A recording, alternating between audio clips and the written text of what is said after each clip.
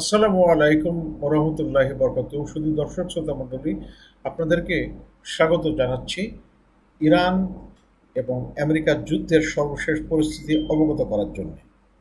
আপনারা জানেন, তারপরেও সংক্ষিপ্তভাবে আমি এর পটভূমিটা আপনাদের সামনে নিয়ে আসছি। গত বছর জুন মাসে 12 দিন যুদ্ধ হয় এবং মূলত ইসরায়েল আক্রমণ করে এবং আমেরিকা তার সাথে যোগ দেয়। তখন আলোচনা চলছিল, আলোচনা শেষ হওয়ার আগেই তারা এই আক্রমণ চালিয়ে বসেছিল। এরপরে এবছরের 28শে ফেব্রুয়ারি আবার নতুন করে সম্মিলিতভাবে ইরানের উপরে ইসরায়েল এবং আমেরিকা যুদ্ধ শুরু করে। 40 দিন এক নাগাড়ে বিভিন্ন স্থাপনায় গোলাবারুদ গোলাবর্ষণ করে। তারপরে তারা নিজের থেকে যুদ্ধবিরতি ঘোষণা করে। এরপরে 11ই এপ্রিল পাকিস্তানে আমেরিকান ভাইস প্রেসিডেন্ট এবং তার নেতৃত্বাধীন প্রতিনিধি দল এবং ইরানের স্পিকারের নেতৃত্বাধীন প্রতিনিধি দল ইসলামাবাদে আলোচনা করে, কিন্তু সে আলোচনা কোনো ফলাফল ছাড়াই শেষ হয়। এরপরে 17ই জুলাই 14 দফার একটা সমঝোতা স্মারক স্বাক্ষর হয়। সেখানে প্রেসিডেন্ট ট্রাম্প নিজে সই করেন এবং ইরানি প্রেসিডেন্টও সই করেন। তো কিন্তু এই 14 দফা সব শর্তগুলোই ভঙ্গ করেছে আমেরিকা। তারপরে ইরান এটা থেকে সরে আসে। যে হরমুজ প্রণালী নিয়ে এত কথা, যেখান দিয়ে দেশের বিশ্বের প্রায় 20 ভাগ তেল রপ্তানি হয়, সেটা যুদ্ধের আগে খোলা ছিল, কিন্তু এখন এটা বন্ধ করে দিয়েছে ইরান। এটা তাদের বড় লিভারেজ পয়েন্ট। এখন তেলের দাম বিভিন্ন দেশে বেড়ে যাচ্ছে। আমেরিকার জন্য সবচেয়ে বড় চ্যালেঞ্জ হচ্ছে যে তাদের বিমানের জন্য যে ধরনের তেল লাগে সেটা আমেরিকাতে প্রসেস হয় না। আর যে আমেরিকার যে তেল সেটা এটার জন্য উপযোগী না, সেই জন্য তারা মধ্যপ্রাচ্য থেকে এই তেলগুলো নিয়ে প্রসেস করে তারপর ব্যবহার করে। তো তাদের যে রিজার্ভ ছিল, স্ট্র্যাটেজিক রিজার্ভ, সেটাও এই আগস্টের মোটামুটি 15 তারিখ অবধি চলতে পারে, তারপরে হয়তো শেষ হয়ে যাবে বা বড় ধরনের টান পড়বে। এবং পুরো বিশ্বব্যাপী এই এই বিমানের জ্বালানির একটা বড় ধরনের অভাব দেখা যেতে পারে।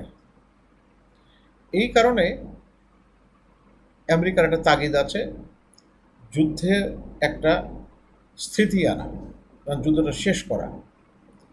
আবার প্রেসিডেন্ট ট্রাম্পের জন্যে এই যে মিড টার্ম ইলেকশন আছে আমেরিকার, সেইটা হবে নভেম্বরে। আবার ইসরায়েলের নির্বাচন অক্টোবরে হওয়ার কথা। এই সুতরাং একদিকে তেলের দাম বৃদ্ধি, তেলের স্বল্পতা, আমেরিকার ভোট, ইসরায়েলের ভোট, এই সব মিলায়ে প্রেসিডেন্ট ট্রাম্প এখান থেকে যুদ্ধ থেকে বের হয়ে আসার চেষ্টা করছেন, কিন্তু বের হওয়ার তেমন কোনো পথ পাচ্ছে না। বলা হচ্ছে তার জন্য কোনো পথ খোলা নেই। তো সর্বশেষ যেটা অবস্থা হয়েছে যে গত রোববারে বড় ধরনের আক্রমণ চালানোর কথা ছিল, সেটা বন্ধ হয়ে গেছে। কারণ এখানে আরব আমিরাতের যিনি প্রেসিডেন্ট শেখ জায়েদ, উনি ফোন করেছিলেন ইরানি পররাষ্ট্রমন্ত্রীকে। ইরানি পররাষ্ট্রমন্ত্রী পাকিস্তানের ফিল্ড মার্শাল আসিফ মুনিরকে বিষয়টা জানান এবং আসিফ মুনির সঙ্গে সঙ্গে আমেরিকান কর্তৃপক্ষকে জানান। আবার এদিকে সৌদি আরবের ক্রাউন প্রিন্স, উনিও আমেরিকায় কথা বলে এই যাতে কোনো প্রকার আক্রমণ না করে আমেরিকা, সেটা থেকে বিরত রাখার চেষ্টা করেছেন এবং ট্রাম্প তাদের কথা শুনেছেন। তার ফলে আর নতুন করে আক্রমণ হয়নি। এখন এই আক্রমণ না হওয়ার কারণটা হচ্ছে ইরানের সক্ষমতা, এবং ইরান বলেছিল আমাদের এখানে একটা মিসাইল মারলে আমরা 10টা মিসাইল মারব। আমাদের যদি তেল স্থাপনা ক্ষতিগ্রস্ত হয়, বিদ্যুৎ কেন্দ্র ক্ষতিগ্রস্ত হয়, আমরা উপসাগরের আর কোনো দেশের কোনো বিদ্যুৎ কেন্দ্র, তারপরে জ্বালানি সরবরাহের যে ব্যবস্থাপনা, সবগুলো তারা ধ্বংস করে দেব। এই জন্যে তারা ট্রাম্পকে অনুরোধ করেছেন যাতে উনি আক্রমণ থেকে সরে আসেন, এবং সেটাই হয়েছে। এখন হচ্ছে আমেরিকার তরফ থেকে এই হরমুজ প্রণালী খুলে দেওয়ার ব্যাপারে জোর চেষ্টা চালানো হচ্ছে। আবারও পাকিস্তান মধ্যস্থতার ভূমিকা নিয়েছে, এবং ইরানি পররাষ্ট্রমন্ত্রী এবং পার্লামেন্টারি স্পিকার ওনারা আবার পাকিস্তানে যাবেন। তো ট্রাম্পের কথা অনুযায়ী খুব দ্রুতই সব কিছু হবে, কিন্তু অত দ্রুত হবে বলে মনে হচ্ছে না। এর কারণ হচ্ছে ইরান চেষ্টা করেছে পরিস্থিতিটিকে শান্ত করার জন্য। তারা আক্রান্ত হয়েছে এবং আক্রান্ত হওয়ার পরেই পাল্টা আক্রমণ করেছে। শেষের দিকে কোনো কোনো ক্ষেত্রে ইরান নিজের থেকেই কোনো কোনো জায়গায় হামলা করেছে, এবং ইরানের ড্রোন এবং অন্যান্য মিসাইলের পাশাপাশি বর্তমানে যে মিসাইলটা ব্যবহার করেছে খাইবার শিকান, এটা দারুণ প্রভাব ফেলেছে, কারণ এটা কোনোভাবেই কোনো বিমান প্রতিরক্ষা ব্যবস্থায় সেটা রোধ করতে পারেনি। এর কারণ হচ্ছে যে এই মিসাইলটা লক্ষ্যবস্তুতে আঘাত হানার কিছু আগ দিয়ে তার ডাইরেকশন পরিবর্তন করে। এটাকে বলা হচ্ছে ডান্সিং মিসাইল। এবং আরও যে ইরানের কাছে কী ধরনের অস্ত্র আছে সেটা বলা যাচ্ছে না, কিন্তু ইরানের সামরিক সক্ষমতা এই পর্যায়ে যাবে এটা কেউ কল্পনাও করেনি। আরেকটা হচ্ছে যে চীন এবং রাশিয়ার সহযোগিতায় লক্ষ্যবস্তুতে সুনির্দিষ্টভাবে এবং নিখুঁতভাবে আঘাত হানার জন্যে যে ধরনের সক্ষমতা দরকার ইরান সেটা অর্জন করেছে। সম্প্রতি শোনা গেছে যে চায়না ইরানকে অনেকগুলো কাঁধ থেকে ফায়ার করা যায় এমন ধরনের এন্টি এয়ারক্রাফট মিসাইল সরবরাহ করেছে। সুতরাং ইরানের সক্ষমতা বৃদ্ধি পেয়েছে, ইরানের কষ্ট হচ্ছে, তাদের অনেক স্থাপনা ধ্বংস হয়েছে, অনেক লোক মারা গেছে, কিন্তু যারা আক্রমণ করেছে তারা খুব স্বস্তিতে আছে বলে মনে হচ্ছে না। ইসরায়েলের যে ক্ষতি কী পরিমাণ হয়েছে সেটা নিউজ ব্ল্যাকআউট থাকার কারণে পরে জানা যাচ্ছে না, বাট তারাও অনেক ক্ষয়ক্ষতির সম্মুখীন হয়েছে। এবং খাইবার শিকানের এই ধ্বংসযোগ্য যদি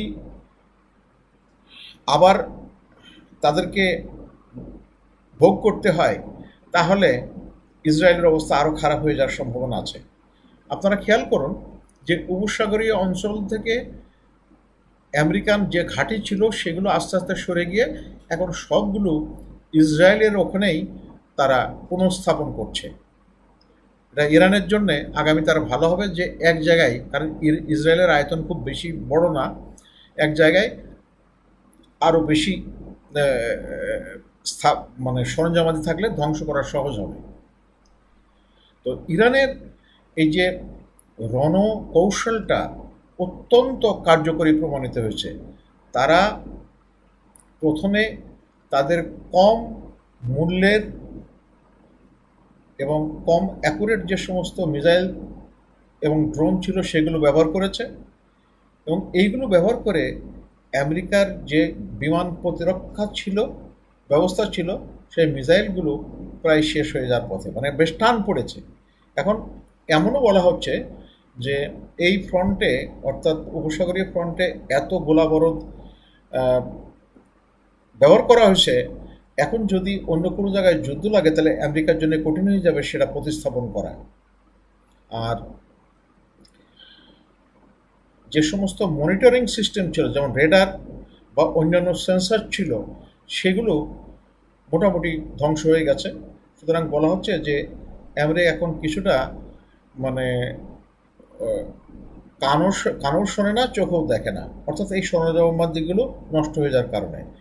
তো এই অবস্থায়, যুদ্ধের এই সর্বশেষ অবস্থা, পাকিস্তানে আবার ইরানি প্রতিনিধি দল আসবেন, আমেরিকানরাও আসবেন। এখন এ বিষয়ে কোনো কিছুই প্রকাশ করা হয়নি বা এখনও নিশ্চিত হয়নি হলে, এবং এটা প্রতিদিনের আপডেট হতে পারে। কারণ ইরানের জন্য সবচেয়ে বড় চ্যালেঞ্জ হচ্ছে যে বিশ্বাসযোগ্য কাউকে পাচ্ছে না আমেরিকার তরফে, যার সাথে কথা বলা যায় এবং যিনি কথা রাখবেন। কারণ তারাই কথা দেয়, আবার তারাই ওয়াদার বরখিলাপ করে। তো এই পরিস্থিতিতে আমাদের অনিশ্চিত পরিস্থিতির সামনে আছে। এইটুকু বলা যায়, ইরান এই যুদ্ধের মাধ্যমে অনেক বেশি শক্তিশালী হিসেবে নিজেকে প্রমাণ করেছে, এবং এই ধরনের যুদ্ধে টিকে থাকার জন্য যে ধরনের সামর্থ্য দরকার, সেই সামর্থ্য তারা অর্জন করেছে, যেটা আমেরিকা বা ইসরায়েল কল্পনাও করেনি। আমরা সবাই দোয়া করি যেন এই পরিস্থিতির তাড়াতাড়ি অবসান হয়, সবাই যেন ভালো থাকে, মানুষ যেন নিহত না হয়। ধন্যবাদ। আসসালামু আলাইকুম।